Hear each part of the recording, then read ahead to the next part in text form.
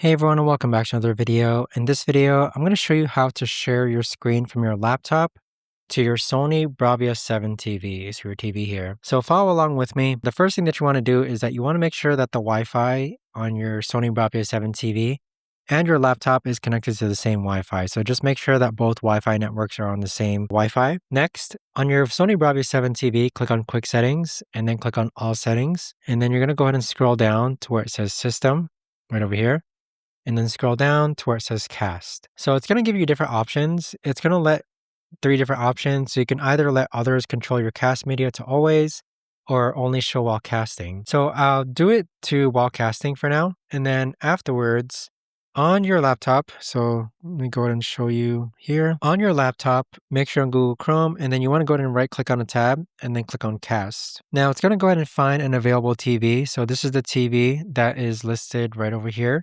So if we click on that TV, you can see that it starts to change, and we are now sharing my screen from my laptop to your Sony Bravia 7 TV. But there you have it, guys. That right there is the best and easiest way that I know of to actually go ahead about doing this.